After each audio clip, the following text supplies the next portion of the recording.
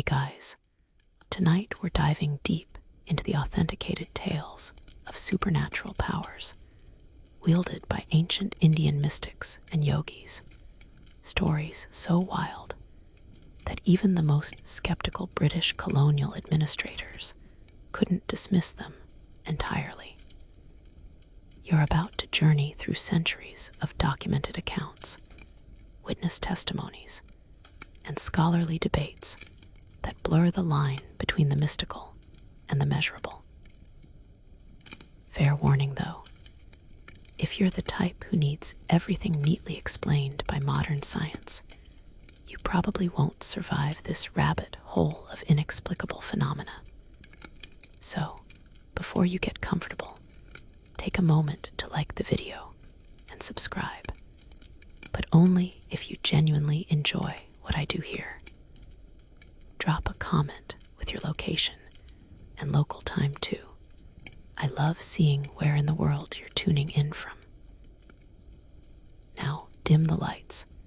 Maybe turn on a fan for that soft background hum. And let's ease into tonight's journey together. You find yourself transported to ancient India, where the concept of cities, supernatural powers, wasn't just spiritual folklore, but a systematically studied science.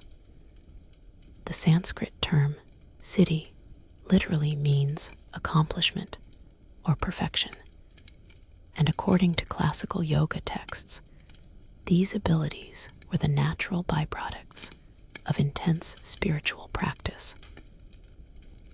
You're witnessing a world where levitation, telepathy, and bilocation weren't party tricks, but documented phenomena that even hardened skeptics struggled to debunk. The 8 primary cities, known as Ashtasiddhis, form the foundation of what yogis claimed they could achieve. You observe how these powers were categorized with the precision of a modern scientific classification system. Anima allows a practitioner to become as small as an atom. Imagine shrinking yourself to microscopic proportions at will. Mahima grants the ability to expand to enormous size, while Laghima enables levitation and weightlessness. Garima provides the power to become incredibly heavy, making oneself immovable despite any external force. As you delve deeper, you encounter Prapti, the ability to access anything anywhere, essentially teleportation or remote influence. Prakamya grants the power to fulfill any desire, while Isattva provides lordship over nature itself. Finally, Vasattva offers complete control over the elements and other beings. These weren't abstract concepts, but specific abilities that practitioners claimed to develop through decades of rigorous training. Historians still argue whether these cities represented actual supernatural phenomena or sophisticated psychological techniques that produced seemingly impossible results. You notice how ancient texts describe these powers with remarkable consistency across different time periods and geographical regions, suggesting either a shared delusion or genuine experiences that transcended normal human limitations. The training required to develop cities was nothing short of extreme. You witness yogis spending years in isolated caves, practicing breath control so intense it would make modern extreme sports look like child's play. They subjected themselves to temperature extremes, survived on minimal food and water, and maintained meditation postures for months at a time. The dedication required was so intense that many practitioners died in the attempt, leading some scholars to suggest that only those with extraordinary physical and mental resilience could survive long enough to potentially develop these abilities. Ancient Indian literature is filled with accounts of cities being demonstrated publicly. You read descriptions of crowds gathering to witness yogis displaying their powers, with detailed testimonies from observers who had no obvious motive to fabricate their accounts. These weren't isolated incidents, but recurring phenomena documented across centuries by multiple independent sources. The scientific approach ancient Indians took toward cities is particularly fascinating. Rather than treating these abilities as random miracles, they developed systematic methods for cultivation, complete with prerequisites, stages of development, and warnings about potential dangers. This methodical approach suggests they were dealing with something they considered as real and measurable as any other skill. You begin to appreciate how the concept of cities wasn't separate from the broader framework of yoga and meditation. These powers were considered natural expressions of consciousness freed from ordinary limitations, not violations of natural law, but revelations of deeper principles that mainstream understanding hadn't yet grasped. The ancient practitioners viewed cities as stepping stones toward ultimate spiritual realization rather than ends in themselves. You turn your attention to perhaps the most systematic documentation of supernatural abilities ever recorded, Patanjali's Yoga Sutras, compiled around the 2nd century BCE. This isn't just another ancient text filled with mystical ramblings. It's a precise manual that reads like a supernatural instruction guide, complete with step-by-step procedures and expected outcomes. You're examining what many consider the world's first scientific approach to developing psychic abilities, written with the methodical precision of a modern technical manual. Patanjali dedicates an entire section of his Yoga Sutras to cities, treating them not as miraculous gifts, but as natural consequences of perfecting concentration and meditation. You discover how he categorizes these abilities into different types, some arising from birth, others from herbs, mantras, austerities, or samadhi, deep meditative absorption. It's like having a supernatural taxonomy written by someone who clearly believed these phenomena were as real as gravity and just as subject to systematic study. The text describes samyama, the combined practice of concentration, meditation, and absorption, focused on a specific object or concept. You learn how applying samyama to different subjects supposedly unlocks corresponding powers. Focus on the sun, and you gain knowledge of cosmic regions. Apply it to the moon, and you understand the arrangement of stars. Direct it toward the pole star, and you perceive the movement of celestial bodies. It's as if Patanjali created a cosmic remote control system, operated through consciousness alone. Some of the most intriguing claims involve gaining knowledge through samyama. You read how focusing on another person's mind reveals their thoughts, while concentrating on their body's subtle impressions unveils their past actions. Directing samyama toward sounds enables understanding of all languages, including animal communication. The text even suggests that focusing on one's own past mental impressions provides access to previous lives, making it history's first documented regression therapy manual. Physical cities described by Patanjali are equally remarkable. You encounter claims that samyama on the relationship between body and space, combined with concentration on light substances like cotton, enables levitation.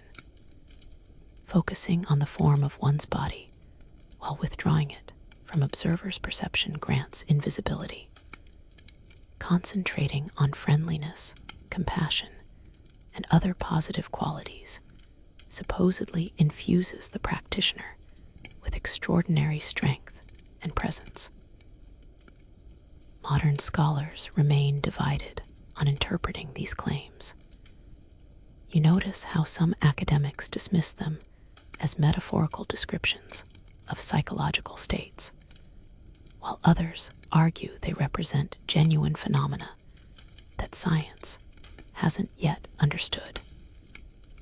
The precision of Patanjali's language suggests he wasn't speaking metaphorically.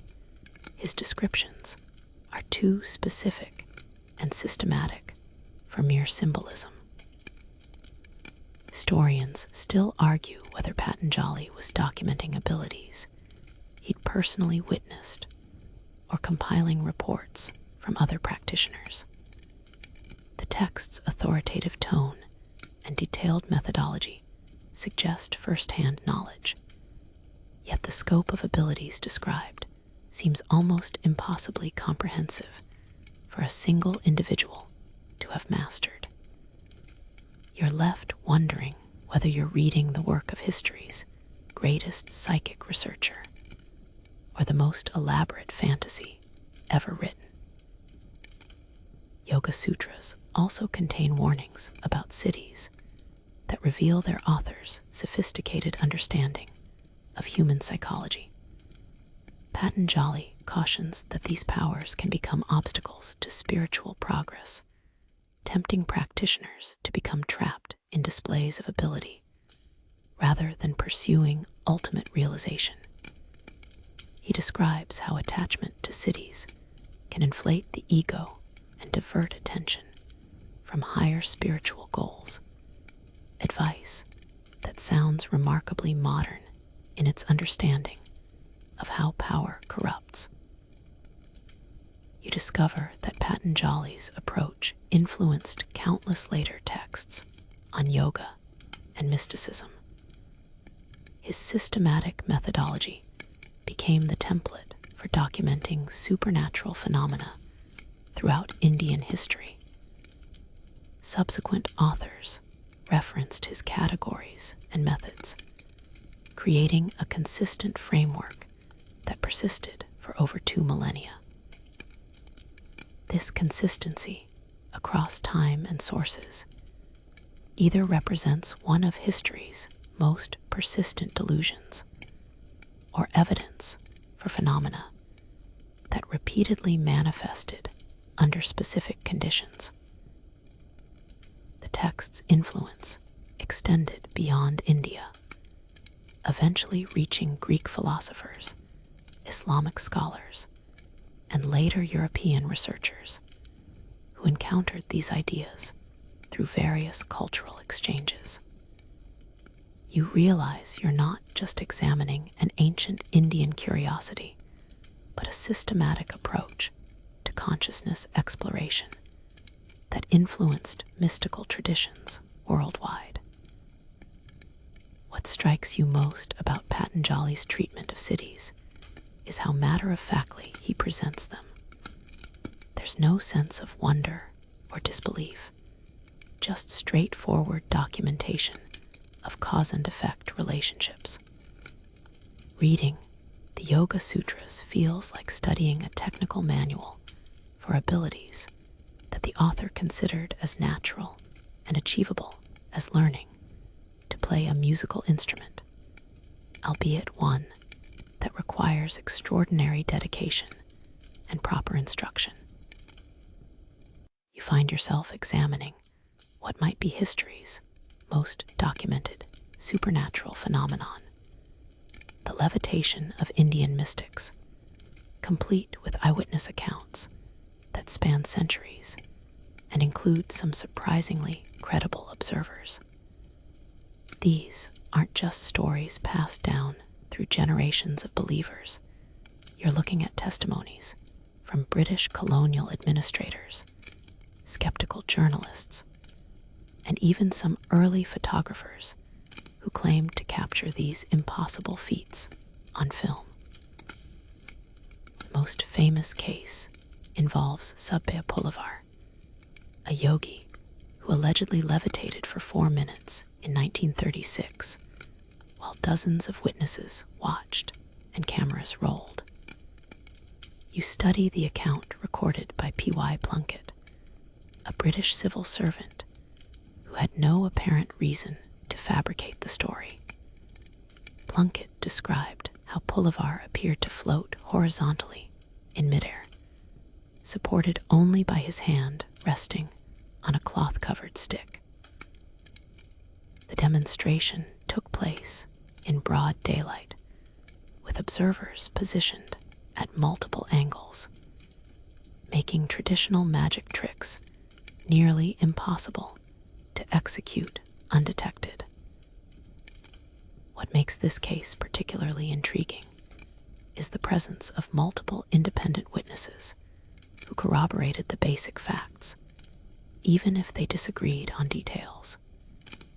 You read testimonies from Indian officials, British administrators, and visiting researchers who all agreed they witnessed something that defied conventional explanation. The fact that some observers remained skeptical while still admitting they couldn't explain what they saw adds credibility to the accounts rather than undermining them. You encounter earlier cases dating back centuries, documented in court records and administrative reports.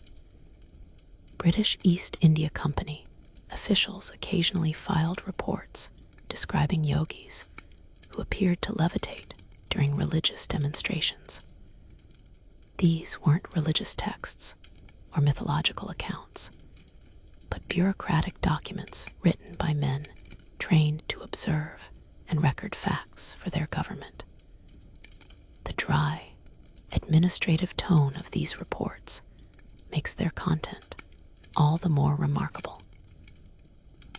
One particularly well-documented case involves a yogi named Hari Das, who was observed by multiple British officers in the 1830s.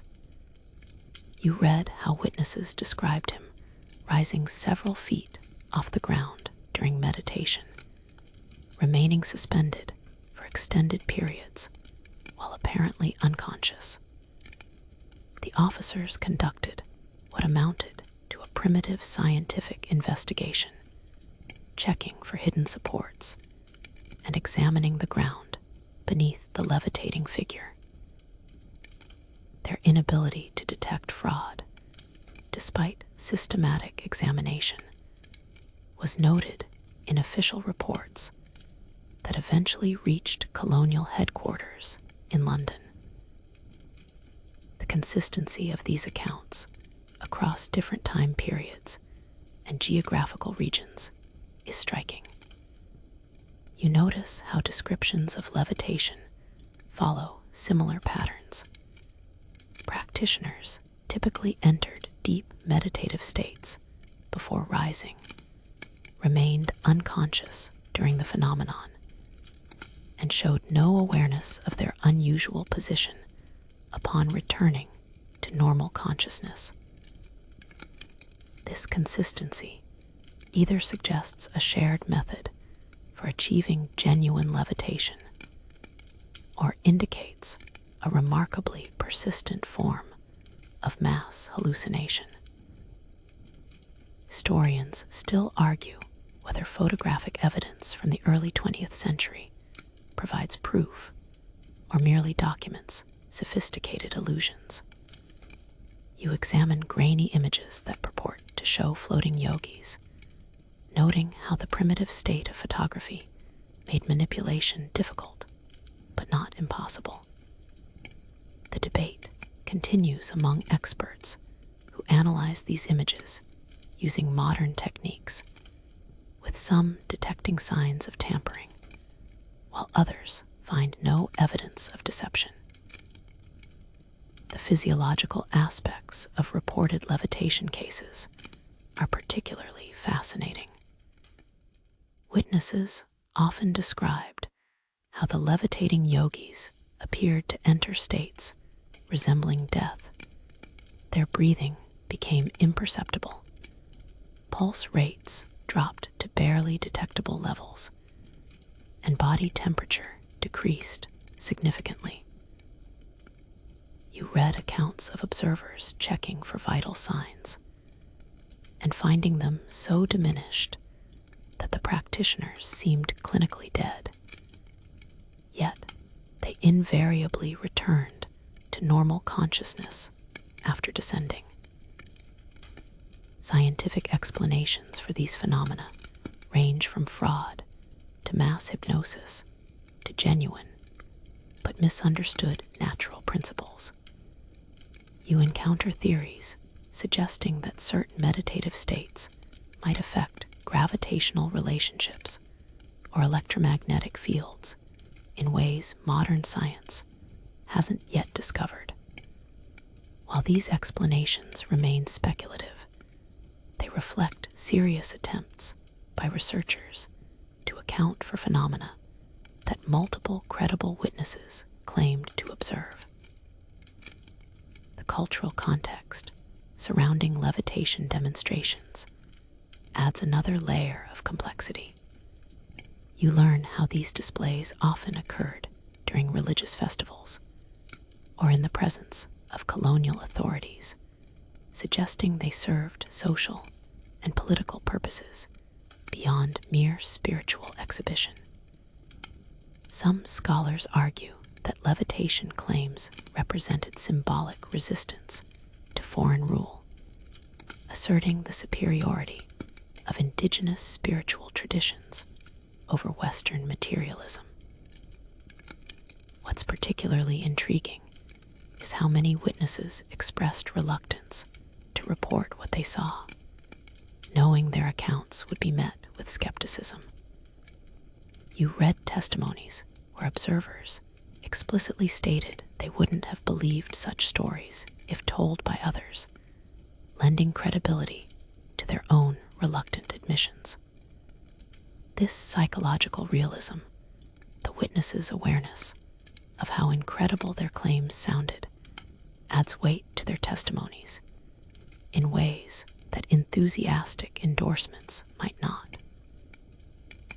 You delve into perhaps the most extensively documented psychic ability attributed to Indian mystics, telepathy, or what the ancients called reading the heart lotus of another. Unlike levitation, which occurred rarely and briefly, mind reading was supposedly practiced regularly by numerous yogis, creating a substantial body of eyewitness accounts that spans centuries and includes some remarkably specific documented cases. The most compelling testimonies come from unexpected sources, colonial administrators and missionaries who encountered yogis capable of revealing private thoughts, personal histories, and even intimate secrets they couldn't possibly have known through conventional means.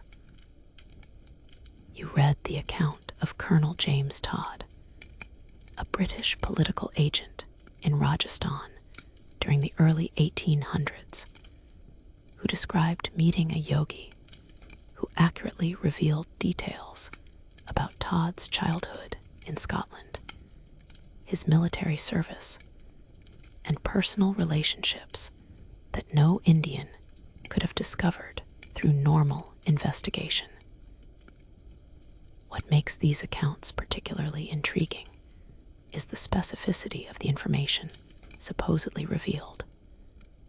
You encounter cases where yogis described physical objects hidden in visitors' homes thousands of miles away, recalled conversations that occurred in private, and revealed family secrets that hadn't been shared with anyone in India. The precision of these revelations went far beyond lucky guesses or cold reading techniques, according to the witnesses who recorded them. Dr. William Carpenter, a British physician and skeptic who visited India in the 1870s, specifically to investigate psychic claims, documented several encounters with telepathic yogis that challenged his materialist worldview. You read his detailed account of a sadhu who accurately described the contents of a sealed letter Carpenter carried, written by his wife in England weeks earlier. The yogi not only revealed the letter's emotional content, but quoted specific phrases verbatim, despite having no possible access to the correspondence. The methodology supposedly used by these mind-reading mystics varied, but common elements appear across multiple accounts.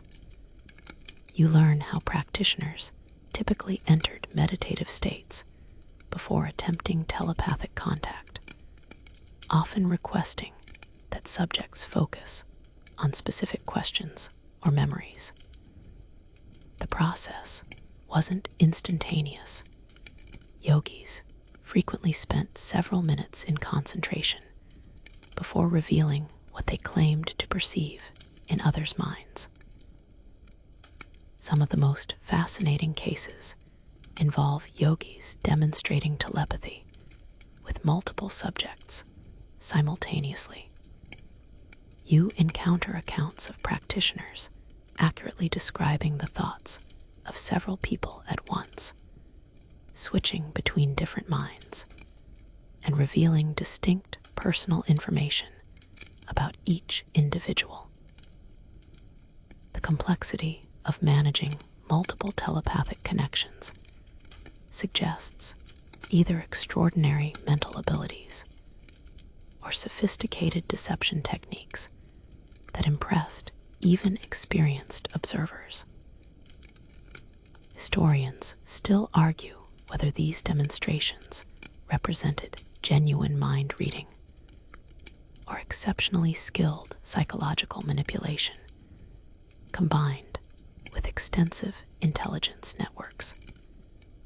You discover how some yogis maintained disciples who traveled widely, potentially gathering information about visitors before demonstrations.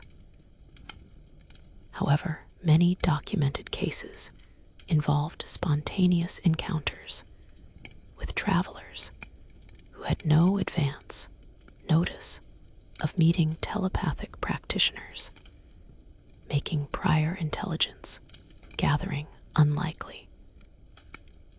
The physiological aspects of supposed telepathic sessions were frequently noted by observers. Witnesses described how mind-reading yogis often displayed physical symptoms during their demonstrations: profuse sweating, trembling, and apparent exhaustion afterward. These effects seemed inconsistent with simple trickery, suggesting the practitioners underwent genuine mental strain regardless of whether their abilities were supernatural or merely psychological.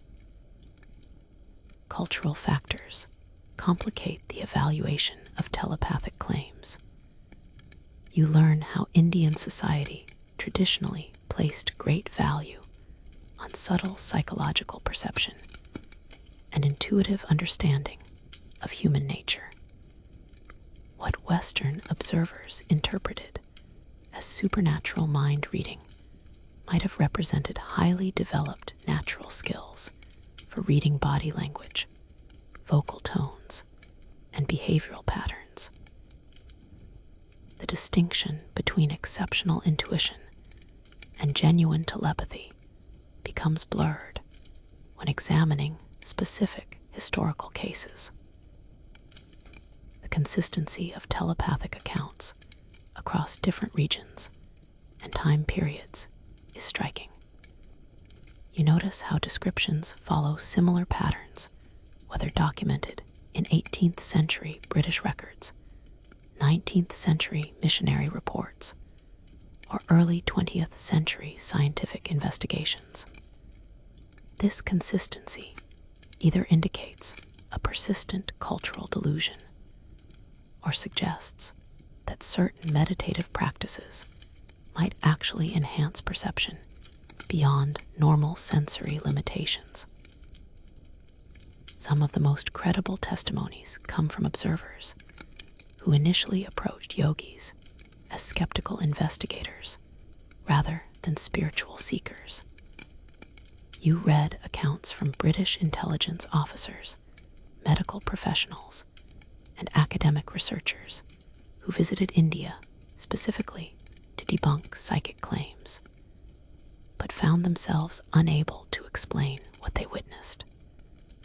Their reluctant admissions carry more weight than enthusiastic endorsements from believers. The psychological impact of these encounters on witnesses was frequently profound. You discover how many observers reported that experiencing apparent telepathy fundamentally altered their understanding of consciousness and reality. Some Western visitors abandoned materialist worldviews entirely after witnessing demonstrations they couldn't rationally explain, while others developed elaborate theoretical frameworks to account for what they experienced without abandoning scientific skepticism.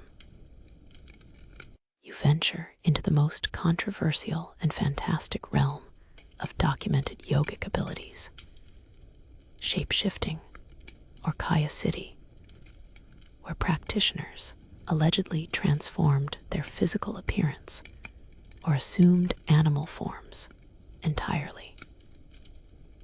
These accounts push the boundaries of credibility even further than levitation or telepathy. Yet they persist across centuries of documentation with a consistency that's either remarkably persistent fantasy or evidence of phenomena that challenge fundamental assumptions about physical reality. The classical texts describe various forms of transformation abilities. You encounter descriptions of yogis altering their age, changing their physical size, assuming different facial features, or even transforming into animals like tigers, elephants, or birds. Unlike Western shape-shifting folklore that typically involves supernatural creatures, Indian accounts present these abilities as advanced applications of yogic mastery over the physical body and subtle energy systems. One of the most detailed historical accounts involves Tailanga Swami, a 19th century yogi who was reportedly witnessed transforming into different animal forms by multiple observers, including British colonial officials. You read testimonies describing how he would enter deep meditation and gradually assume the physical characteristics of various creatures, growing claws, developing fur-like hair, or elongating facial features into animal-like proportions. The transformations were said to be partial rather than complete, creating hybrid appearances that witnesses found deeply unsettling. What makes these accounts particularly intriguing is the physiological detail provided by observers. Witnesses described not just visual changes, but alterations in the yogis' breathing patterns, vocalizations, and movement behaviors that corresponded to the assumed animal forms. You encounter reports of transformed practitioners displaying enhanced physical abilities, climbing with feline agility, demonstrating unusual strength, or exhibiting sensory acuity that exceeded normal human ranges. Dr. Paul Brunton, a British journalist and researcher who spent extensive time in India during the early 20th century, documented several encounters with yogis who demonstrated apparent shape-shifting abilities.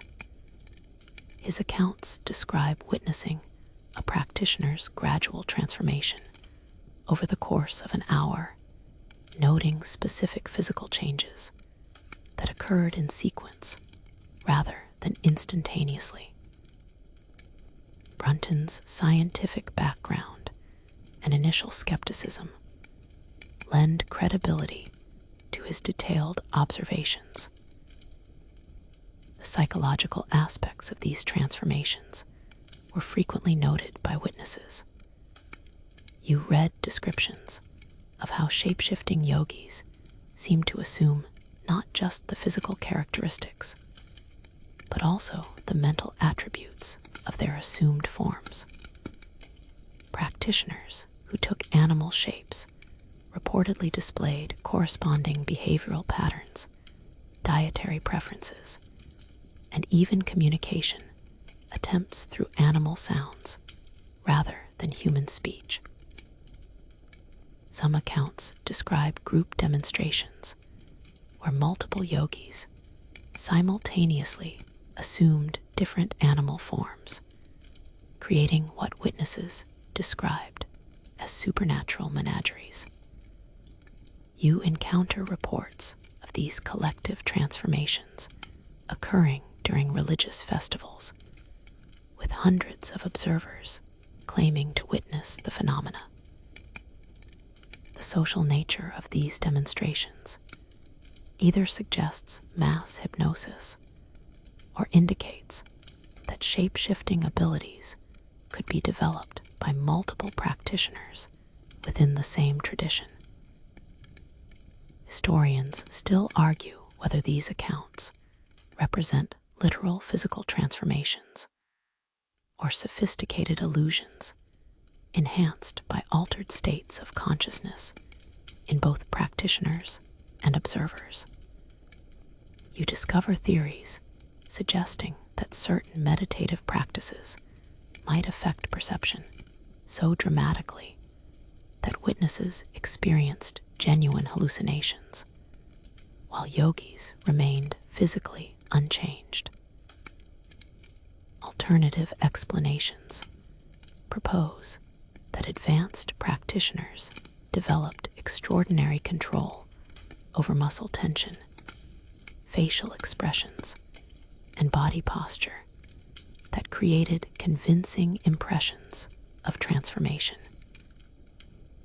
The technological limitations of early photography make visual documentation of shape-shifting claims particularly problematic. You examine a few purported photographs from the early 1900s that claim to show yogis in various stages of animal transformation, but the image quality and potential for manipulation make definitive analysis impossible. Most documented cases rely entirely on eyewitness testimony, creating challenges for modern evaluation. Cultural context plays a crucial role in understanding shape-shifting accounts. You learn how Indian spiritual traditions view the physical body as malleable rather than fixed, subject to conscious control through advanced yogic practices. This philosophical framework made dramatic physical transformations conceptually possible in ways that Western materialist thought typically rejects.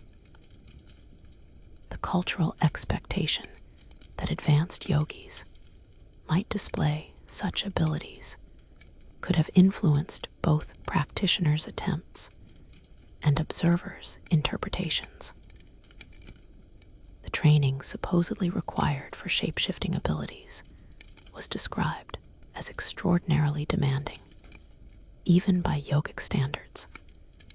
You read accounts of practitioners spending decades mastering breath control, energy manipulation, and consciousness techniques before attempting physical transformations.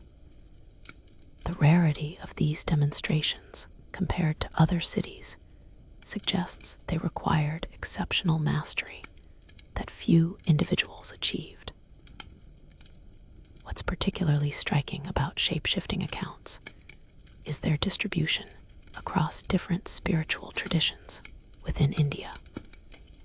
You encounter similar descriptions from Hindu yogis, Buddhist monks, Jain ascetics, and Islamic Sufis, suggesting either widespread cultural influence or independent development of comparable practices. This cross-traditional consistency either indicates shared delusions or points toward genuine phenomena that transcended specific religious boundaries. You immerse yourself in accounts of yogis who allegedly commanded the fundamental forces of nature controlling fire, water, wind, and earth through sheer mental focus. These demonstrations of elemental mastery represent some of the most dramatic supernatural claims associated with Indian mystics, complete with eyewitness accounts of practitioners starting fires with their minds, summoning rain during droughts, and manipulating natural disasters through concentrated will. Most extensively documented elemental ability involves fire control, or Agni Siddhi. You examine numerous accounts spanning centuries where yogis demonstrated apparent immunity to flames, generated fire without fuel, or extinguished blazes through mental command.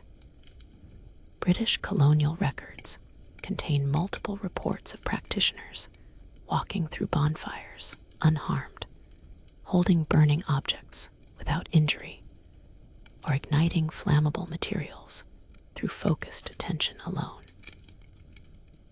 One particularly well-documented case involves Yoga Swami of Ceylon, who was observed by multiple British officials in the early 1900s demonstrating fire immunity. You read detailed accounts describing how he would meditate briefly before grasping red-hot metal objects, holding them for extended periods without showing any signs of burns or discomfort.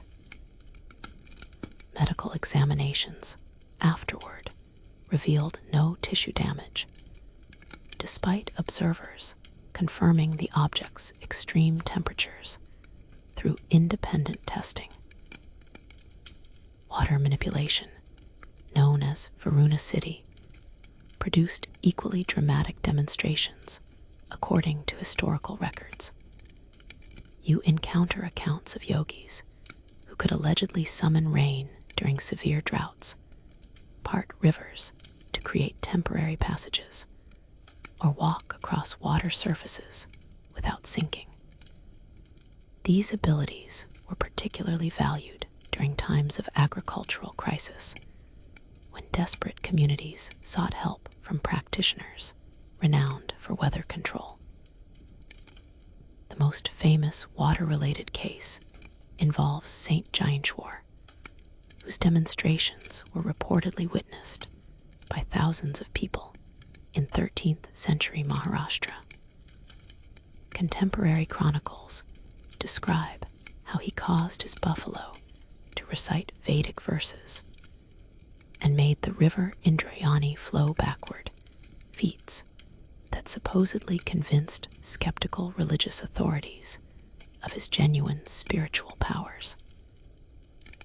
While these accounts contain obvious mythological elements, They're preserved in historical records that suggest some form of extraordinary demonstrations actually occurred.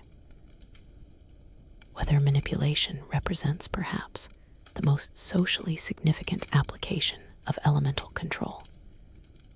You read about yogis who allegedly ended droughts by summoning monsoon rains, prevented floods through weather modification, or protected crops from devastating storms.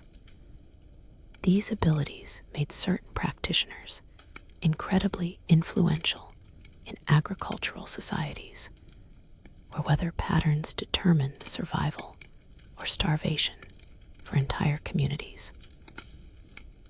British meteorologist Sir John Elliot documented several encounters with weather-controlling yogis during his service in India from 1874 to 1903. His scientific background and access to meteorological instruments provided unique perspectives on these claims. You examine his reports describing yogis who accurately predicted weather changes days in advance, and occasionally appeared to influence atmospheric conditions through ritual practices, though Eliot remained cautious about attributing supernatural causes to what he observed. Earth manipulation, or Prithvi Siddhi, encompassed abilities ranging from causing earthquakes to discovering underground water sources to making barren land fertile. You encounter accounts of practitioners who could supposedly detect mineral deposits, locate lost objects buried underground, or even cause the earth to open and close at will. These abilities were particularly valuable for communities needing water wells or facing geological hazards. The physiological toll of elemental manipulation was frequently noted by observers. Witnesses described how yogis demonstrating these abilities often appeared exhausted afterward, sometimes remaining unconscious for hours following major demonstrations. You read accounts of practitioners who aged rapidly after repeated use of elemental powers, suggesting these abilities extracted a significant physical cost from those who wielded them. Historians still argue whether these accounts represent genuine supernatural phenomena or sophisticated understanding of natural principles that appeared magical to less informed observers. You discover theories suggesting that certain yogis might have developed advanced knowledge of atmospheric pressure, electromagnetic fields, or geological patterns that enabled them to predict or influence natural events through seemingly mystical means. The social dynamics surrounding elemental demonstrations were complex. You learn how communities often competed to attract powerful yogis, believing their presence would ensure favorable weather and protection from natural disasters. This social value created incentives for practitioners to develop impressive demonstrations, regardless of whether their abilities were supernatural or merely appeared so to observers. Some of the most intriguing accounts involve group demonstrations where multiple yogis combined their efforts to produce large-scale effects. You encounter reports of collective weatherworking sessions where dozens of practitioners meditated together to end droughts or prevent floods. These group efforts either represent coordinated deception on a massive scale or indicate that elemental abilities could be amplified through synchronized practice. Modern scientific analysis of historical weather records has revealed interesting correlations between documented yogi demonstrations and actual meteorological events. You examine cases where recorded predictions or interventions correspond with unusual weather patterns that occurred shortly afterward. While these correlations don't prove supernatural causation, they suggest that some practitioners possessed either remarkable forecasting abilities or genuine influence over atmospheric conditions that science hasn't yet understood. You explore what might be the most socially beneficial application of yogic powers: miraculous healing through touch, breath, or mere presence. Unlike other cities that served primarily as demonstrations of spiritual mastery, healing abilities provided direct practical benefits that saved lives and alleviated suffering throughout Indian history. The documentation for these cases is particularly extensive because grateful patients and their families often recorded detailed testimonies about their experiences. The healing methods employed by yogic practitioners varied considerably, but common elements appear across centuries of accounts. You read descriptions of yogis who diagnosed illnesses through touch, prescribed specific breathing exercises, transferred their own life energy to patients, or simply placed hands on affected areas while entering deep meditative states. The treatments often involved no conventional medicine whatsoever, relying entirely on what practitioners claimed were subtle energy manipulations. One of the most extensively documented healing cases involves Shirdi Sai Baba, whose medical interventions were witnessed by hundreds of people during the late 19th and early 20th centuries. You examine detailed records kept by Dr. Pandit Ramchandra Atmaram Tarkad, a qualified physician who observed Sai Baba's treatments with professional skepticism. Dr. Tark had documented cases where the saint apparently cured advanced tuberculosis, healed broken bones instantly, and restored sight to blind patients through methods that defied medical explanation. What makes these healing accounts particularly compelling is the involvement of qualified medical professionals who examined patients both before and after treatments. You read testimonies from British Army doctors, colonial civil surgeons, and Indian physicians trained in Western medicine, who confirmed the reality of apparently miraculous cures. Their professional training made them unlikely to mistake natural recovery for supernatural intervention.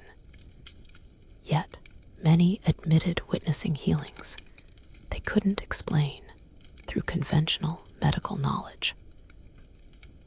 The range of conditions reportedly healed through yogic intervention was remarkably broad. You encounter accounts of practitioners curing everything from minor ailments like headaches and digestive problems to serious diseases including cancer, paralysis, blindness, and congenital deformities. Some cases involved conditions that were considered incurable by contemporary medical standards, making the claimed recoveries all the more extraordinary. Dr. Vasant Relay, an early 20th century physician who spent decades studying yogic healing methods, documented over 200 cases where he personally witnessed apparent miraculous cures. His scientific background and systematic approach to documentation provide valuable insights into these phenomena. You read his detailed case studies describing instant healings that occurred during his direct observation, complete with before and after medical examinations that confirmed the dramatic improvements. The psychological aspects of yogic healing were frequently noted by observers. Patients often described experiencing profound peace, altered states of consciousness, or sensations of energy flowing through their bodies during treatments. You read accounts of individuals who claimed to feel heat, light, or electrical sensations emanating from healers' hands, even when no physical contact occurred. These subjective experiences were consistent across different patients and geographical regions. Some healing demonstrations involved groups of patients treated simultaneously. You encounter accounts of yogis who would enter deep meditative states and allegedly heal dozens of people at once through concentrated intention alone.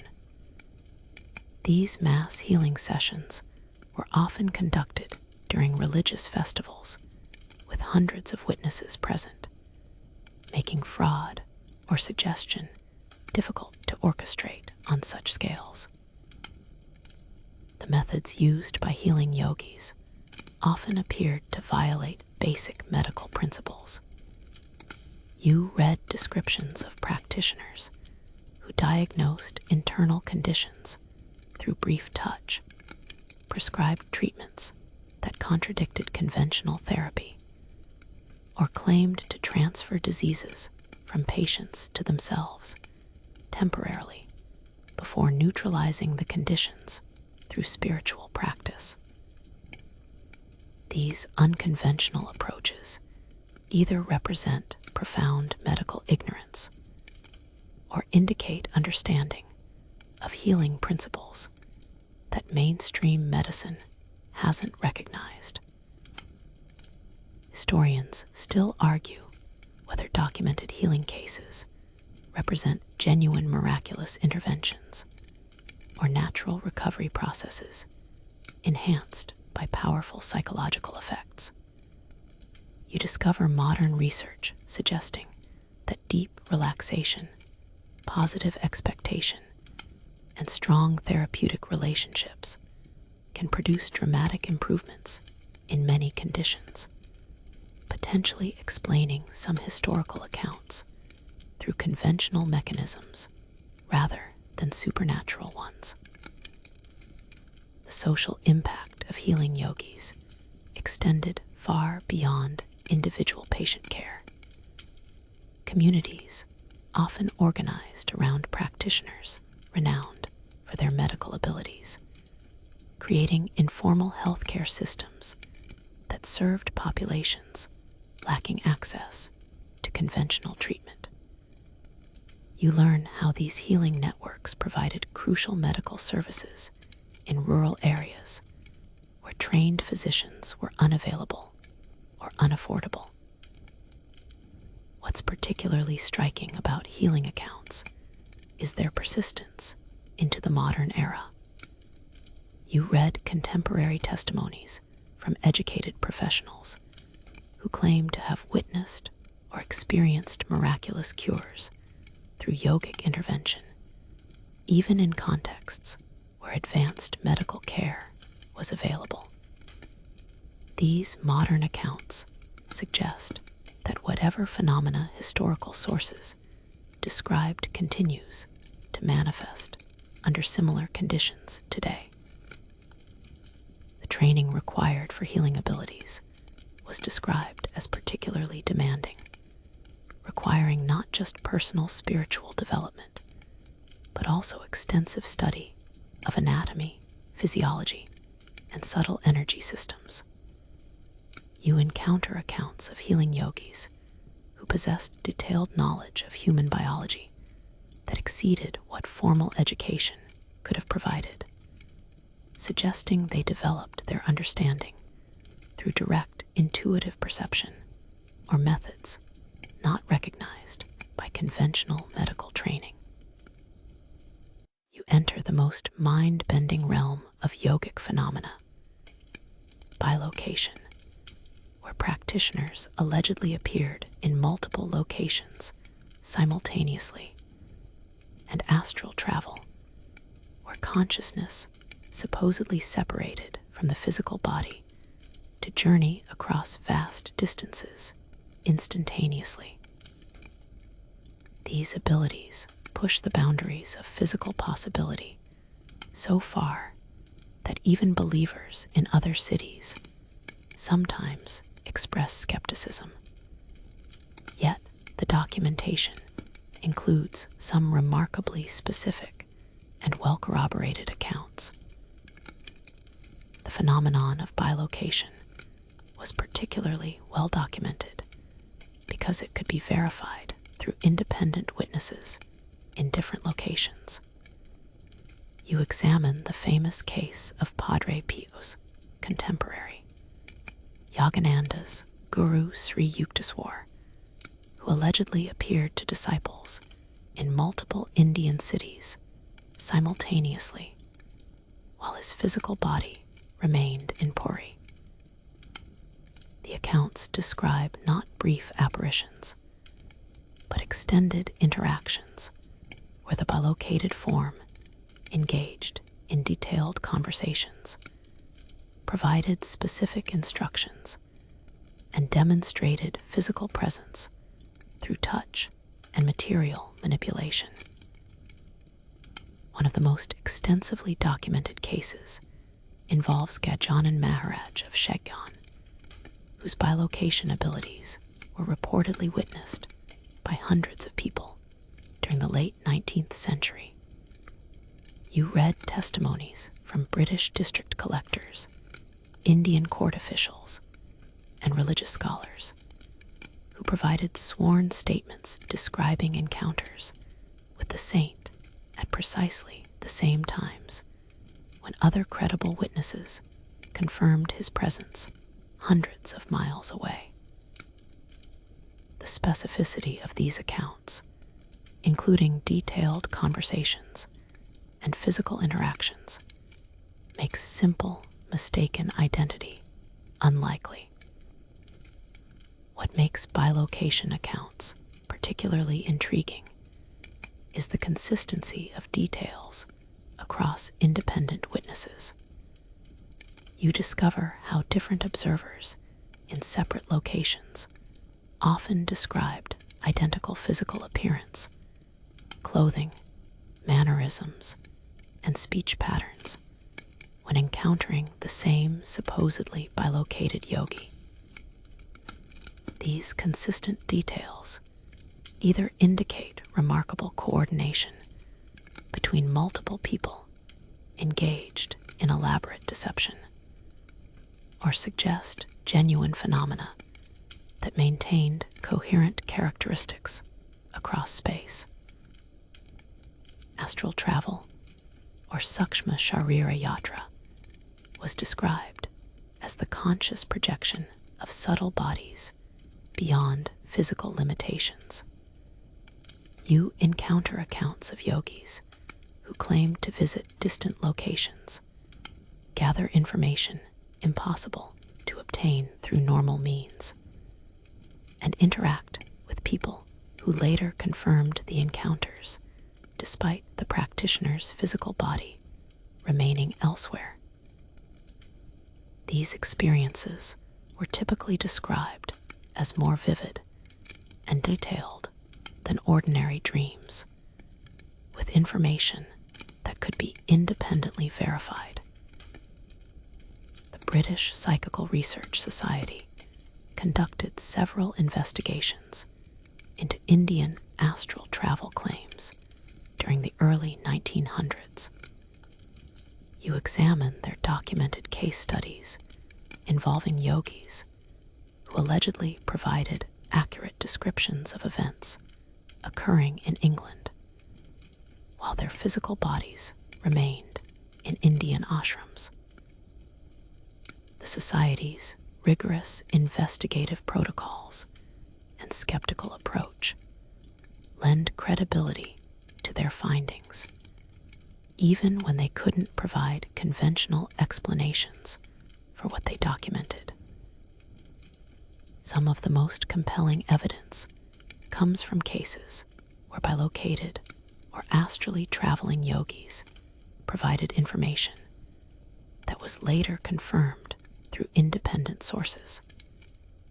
You read accounts of practitioners who accurately described contents of sealed letters, warned of impending dangers in distant locations, or provided detailed information about people and places they had never physically visited.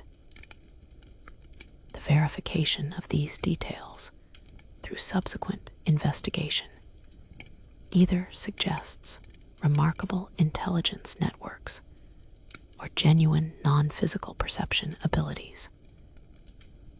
The physiological aspects of bilocation and astral travel were frequently documented by observers who remained with practitioners' physical bodies during alleged projections. You encounter descriptions of yogis entering death-like states, breathing becoming imperceptible, pulse rates dropping to barely detectable levels, body temperature decreasing significantly, and complete unconsciousness to external stimuli. These catatonic conditions sometimes lasted for days, while the practitioner's consciousness was supposedly active elsewhere. Dr. Theophilus Fischer, a German physician who spent 2 decades studying Indian mysticism in the early 1900s, documented several cases where he medically monitored yogis during alleged astral projections. His detailed records describe physiological changes that resembled clinical death. Yet the practitioners invariably returned to normal consciousness with detailed accounts of experiences that occurred during their apparent absence. Fisher's medical training made him particularly qualified to assess the genuineness of these altered states. The social verification of bilocation cases often involved complex networks of witnesses whose testimonies had to align across time and space. You read about elaborate investigations conducted by colonial administrators who were initially skeptical, but became convinced after interviewing multiple independent sources. These official inquiries, documented in government records, provide some of the most credible evidence for phenomena that seem to violate basic physical laws. Historians still argue whether these accounts represent genuine consciousness projection or elaborate coordinated deceptions involving multiple accomplices. You discover theories suggesting that some yogis might have maintained networks of disciples who could impersonate them in distant locations, creating the appearance of bilocation through carefully orchestrated performances.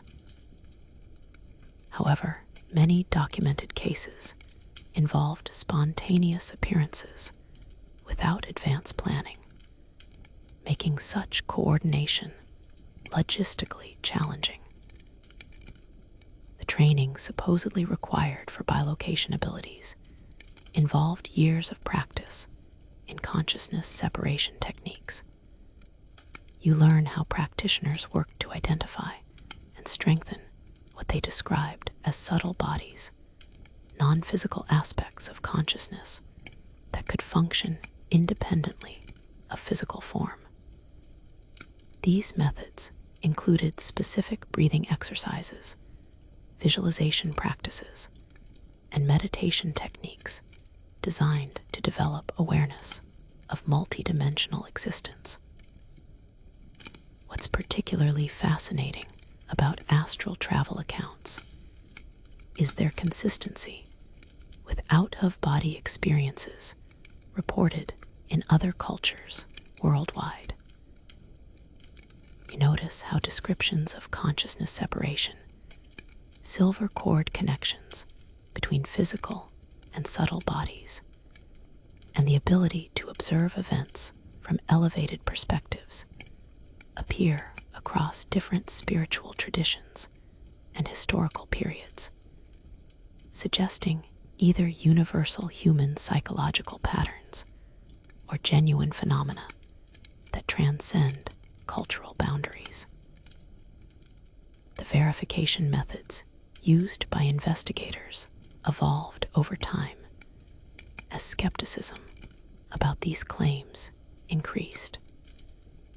You read about elaborate testing protocols where yogis were asked to visit specific locations, observe predetermined objects, or deliver messages to designated recipients during alleged astral projections. Some practitioners successfully completed these tests according to documented records, while others failed completely, suggesting that either the abilities were inconsistent or that some claims were fraudulent while others might have been genuine. You delve into perhaps the most practically verifiable aspect of yogic supernatural abilities: prophecy, where practitioners allegedly perceived future events with startling accuracy decades or even centuries before they occurred.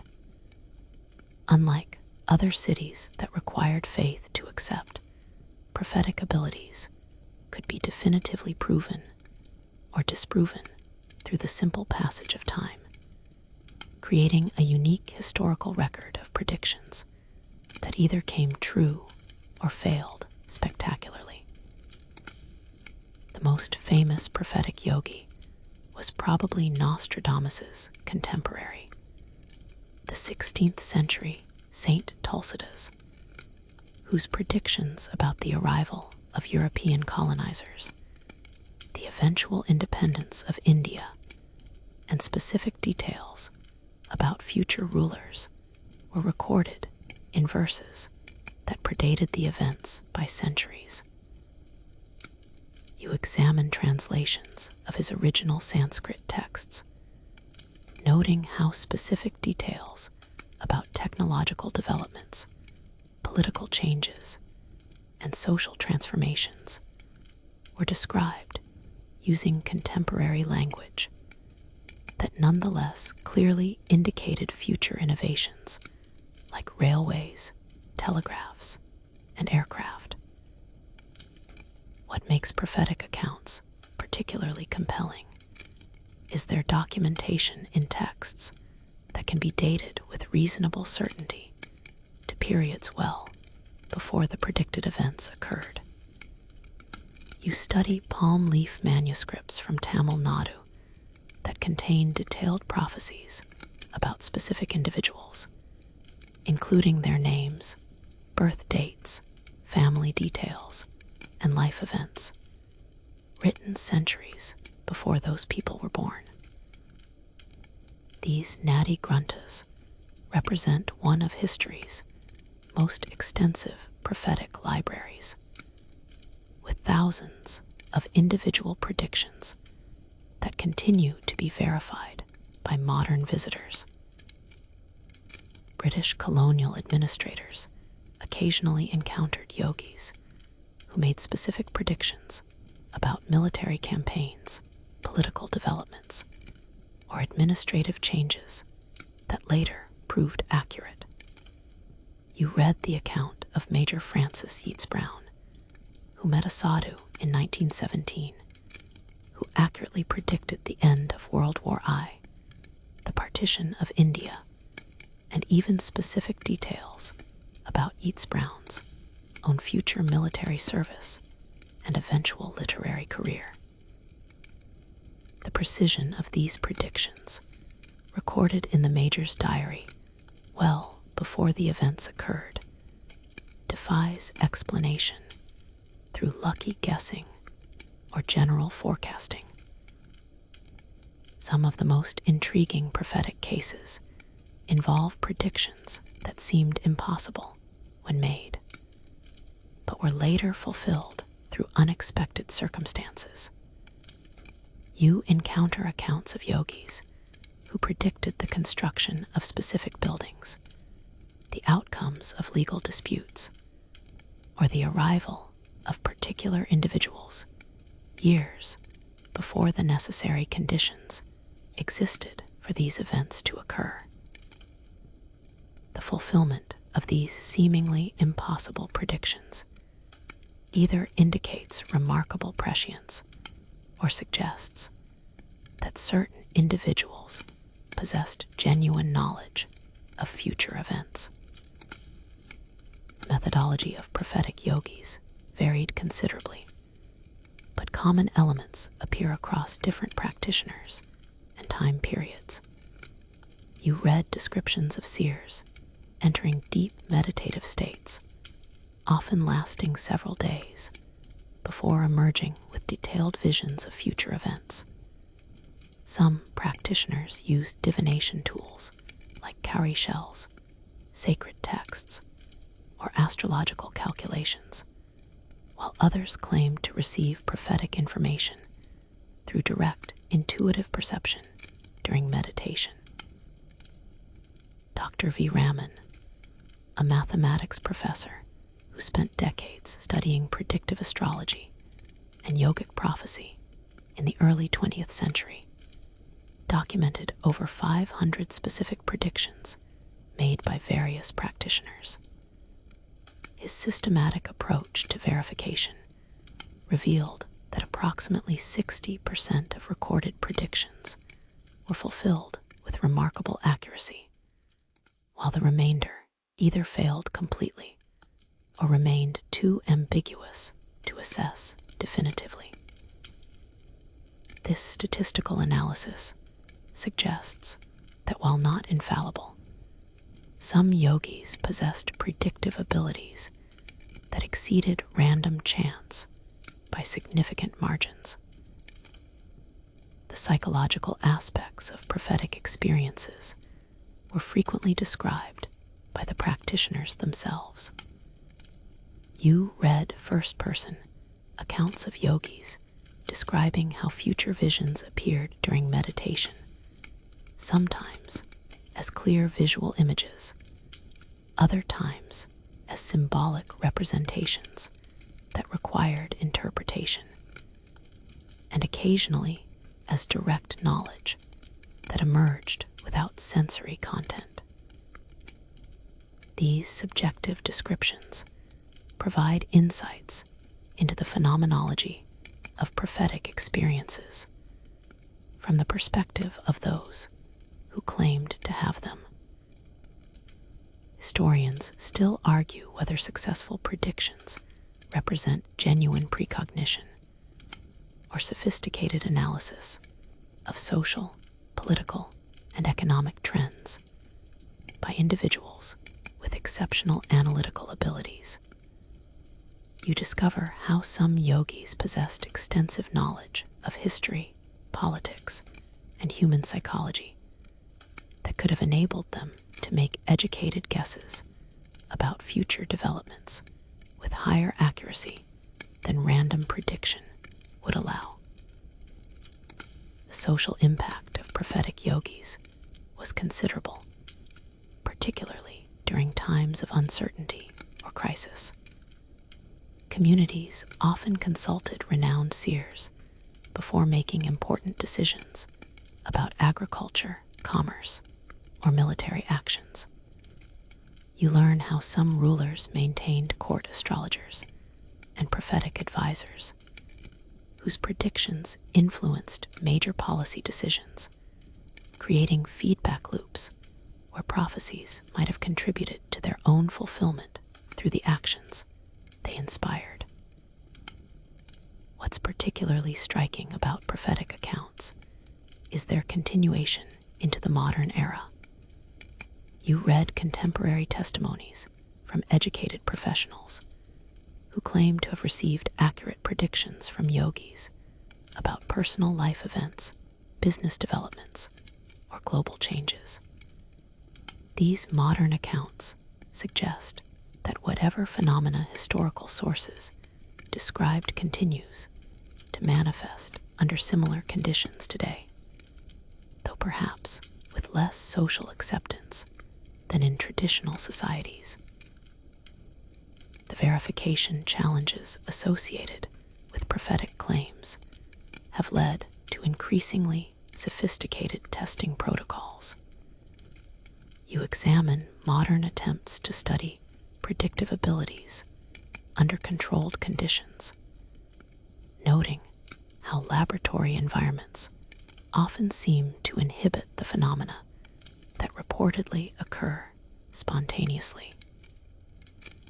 This observation either suggests that prophetic abilities require specific cultural or psychological contexts to manifest, or indicates that many historical claims were fraudulent and cannot survive rigorous testing.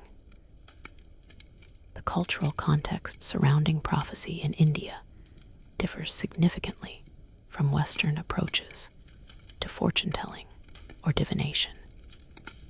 You learn how Indian prophetic traditions were typically embedded within comprehensive spiritual philosophies that viewed time as cyclical rather than linear, past and future as equally accessible to consciousness, and individual destinies as interconnected with cosmic patterns. These philosophical frameworks provided conceptual support for prophetic abilities in ways that Western materialism typically doesn't. You witness accounts of perhaps the most extreme demonstrations of yogic mastery, practitioners entering death-like states called samadhi that allowed them to survive conditions that would kill ordinary humans. These weren't brief meditative sessions, but extended periods of apparent clinical death lasting weeks, months, or even years, during which yogis showed no detectable vital signs, yet eventually returned to normal consciousness with detailed memories of their experiences. Most famous case involves Haridas, a yogi who was buried alive for 40 days in 1837 under the supervision of Maharaja Ranjit Singh of Punjab and British East India Company officials. You examine detailed records kept by Dr. Claude Wade, the British political agent who oversaw the experiment. Haridas was medically examined before burial, sealed in a wooden box, buried underground, and guarded continuously by British soldiers to prevent fraud. After 40 days, he was exhumed and revived, showing no signs of decay or injury despite the extended burial. What makes the Haridas case particularly compelling is the extensive precautions taken to prevent deception. You read how his mouth and nose were sealed with wax, his body wrapped in cloth, and the burial site marked and guarded around the clock.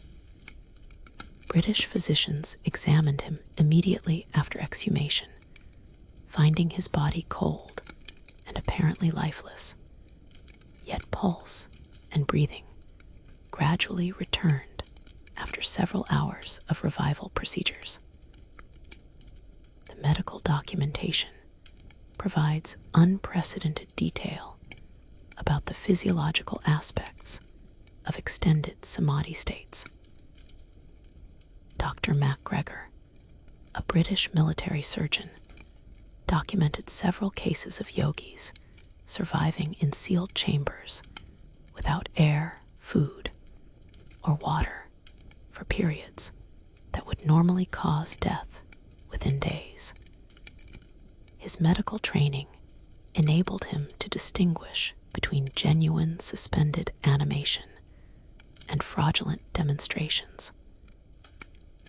You read his detailed case studies describing practitioners who entered progressively deeper samadhi states, eventually reaching conditions indistinguishable from death, yet retaining the ability to return to normal consciousness.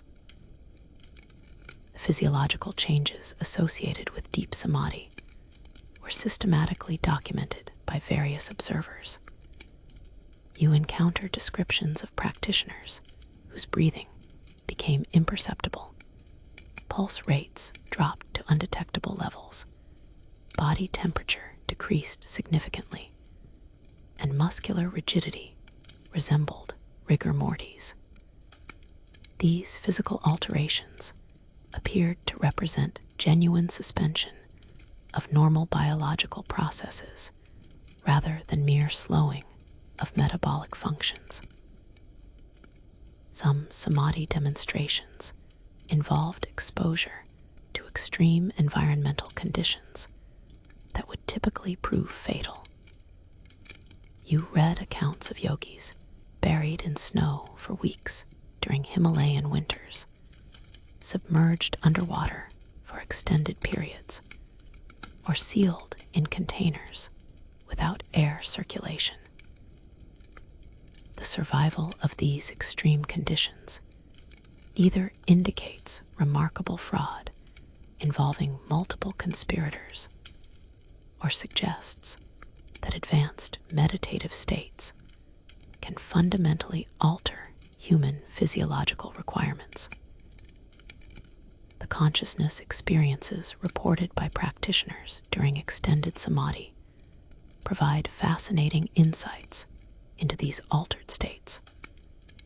You read first-person accounts describing journeys through various realms of existence, encounters with spiritual beings, access to cosmic knowledge, and experiences of consciousness existing independently of physical form. These subjective reports were remarkably consistent across different practitioners and time periods, suggesting either shared cultural programming or genuine exploration of non-ordinary states of consciousness. British physician Dr. N.C. Paul conducted extensive research into samadhi phenomena during the late 19th century, documenting over 30 cases where he personally observed yogis entering death-like states. His scientific approach included careful measurement of vital signs, environmental monitoring, and systematic attempts to detect fraud. Paul's findings, published in medical journals, described physiological changes that seemed to transcend normal human capabilities while maintaining scientific objectivity about their ultimate explanation. The training required to achieve deep samadhi states was described as extraordinarily demanding, requiring decades of practice in breath control, consciousness manipulation, and physical conditioning. You learn how practitioners gradually extended their ability to survive without breathing, starting with brief periods and slowly building tolerance over years of practice. The systematic nature of this training suggests either sophisticated understanding of human physiology or development of genuine abilities to transcend normal biological limitations. Historians still argue whether samadhi demonstrations represent authentic suspension of life processes or elaborate deceptions involving substitution, hidden air supplies, or other fraudulent methods. You discover modern attempts to replicate these phenomena under controlled conditions, noting how contemporary practitioners have achieved impressive feats of survival under extreme conditions, though typically for much shorter periods than historical accounts describe. The social and religious significance of samadhi demonstrations extended far beyond their physiological implications. You read how communities interpreted successful samadhi as proof of practitioners' spiritual attainment, often leading to increased devotion and social status for yogis who could demonstrate these abilities. The public nature of many samadhi tests created social pressure for authentic demonstrations, while simultaneously providing opportunities for fraud. What's particularly intriguing about samadhi accounts is their continuation into the modern era, though with less dramatic claims than historical cases. You encounter contemporary reports of yogis achieving remarkable feats of survival under adverse conditions, suggesting that whatever phenomena ancient sources described continues to manifest, though perhaps with less extreme manifestations than legendary accounts suggest. The medical implications of samadhi phenomena have attracted increasing scientific attention as researchers attempt to understand how consciousness might influence physiological processes.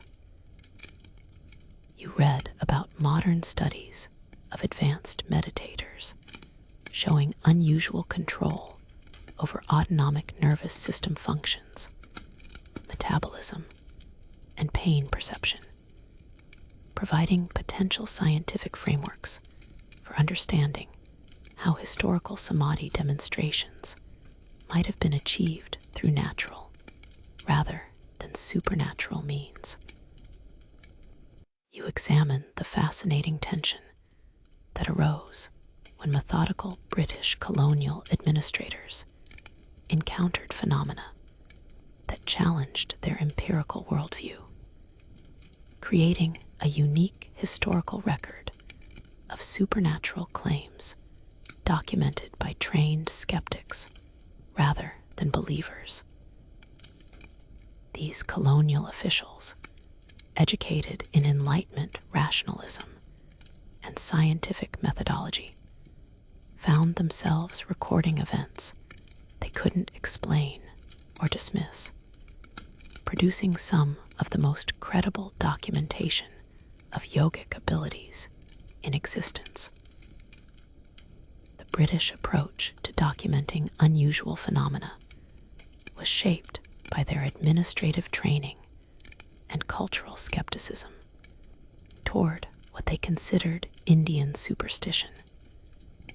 You read how colonial officers were specifically instructed to record facts objectively while avoiding local beliefs they considered irrational. This systematic skepticism makes their occasional admissions of witnessing inexplicable events all the more significant, since they had every professional incentive to dismiss or debunk supernatural claims rather than validate them. Sir William Crookes, the renowned physicist and president of the Royal Society, visited India in 1881, specifically to investigate psychic phenomena after reading colonial reports that challenged his scientific assumptions. You examine his detailed correspondence describing encounters with yogis who demonstrated abilities that exceeded his capacity for rational explanation. Crook's scientific credentials and reputation for exposing fraudulent psychics lend considerable weight to his reluctant admissions about witnessing genuine supernatural phenomena in India. The documentation dilemma faced by colonial administrators intensified when their reports reached superiors in London, who expected rational explanations for everything described in official correspondence. You read internal British government communications where field officers struggled to maintain credibility while accurately reporting what they witnessed. Some administrators requested transfers to avoid continuing encounters with phenomena they couldn't explain professionally, while others became obsessed with understanding what they experienced. District Collector James Ballantyne spent his entire 30-year career in India attempting to investigate and debunk yogic claims, maintaining detailed records of his investigations. You examine his systematic approach to testing supernatural abilities, complete with controlled conditions, multiple witnesses, and attempts to detect fraud. Ballantyne's eventual admission that he witnessed genuine phenomena he couldn't explain carries particular weight because of his documented commitment to exposing deception. The legal implications of supernatural claims occasionally reached British courts when yogic abilities were cited in criminal cases or property disputes. You read transcripts from colonial legal proceedings where judges struggled to evaluate testimony about miraculous events, telepathic communications, or prophetic visions that seemed relevant to legal outcomes. These court records provide unique documentation of supernatural claims subjected to legal standards of evidence and cross-examination. British medical officers stationed in India produced some of the most detailed scientific observations of yogic phenomena. You encounter case studies written by military surgeons, civil medical officers, and hospital administrators who applied their professional training to evaluate claims about healing miracles, suspended animation, and other abilities that intersected with medical knowledge. Their clinical approach to documentation provides valuable insights into the physiological aspects of alleged supernatural phenomena. The cultural clash between British empiricism and Indian mysticism created unique opportunities for cross-cultural verification of unusual phenomena. You read accounts where British officials sought independent confirmation of extraordinary claims from other Europeans, creating networks of skeptical observers who could corroborate or debunk each other's reports. This systematic approach to verification was unprecedented in the documentation of supernatural phenomena. Some colonial administrators developed elaborate theories, attempting to reconcile their observations with scientific materialism. You examine treatises written by British officers proposing electromagnetic explanations for telepathy, atmospheric pressure theories for levitation, or advanced hypnosis techniques for apparent miracles. These rationalization attempts reveal the psychological struggle experienced by educated Europeans confronting phenomena that challenged their fundamental assumptions about reality. The documentation standards applied to supernatural claims evolved throughout the colonial period as administrators gained experience with yogic phenomena. You read how later investigators implemented increasingly sophisticated testing protocols, photographic documentation when possible, and systematic attempts to eliminate fraud or misperception.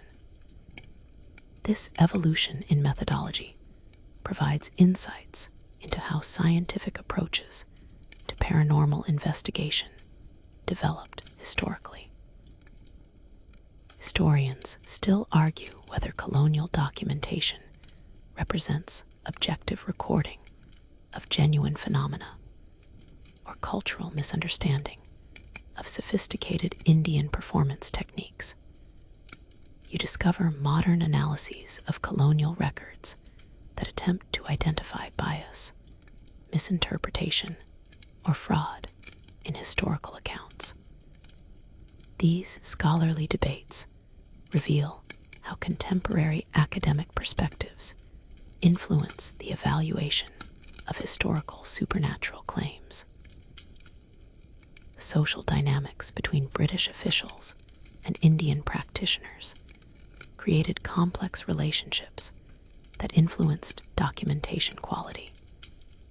You learn how some yogis actively sought to demonstrate their abilities to colonial authorities as a form of cultural resistance, while others avoided contact with foreigners entirely.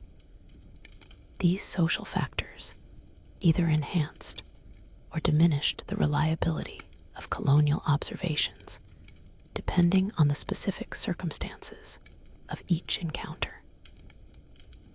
What's particularly striking about colonial documentation is its consistency across different time periods, geographical regions, and individual observers.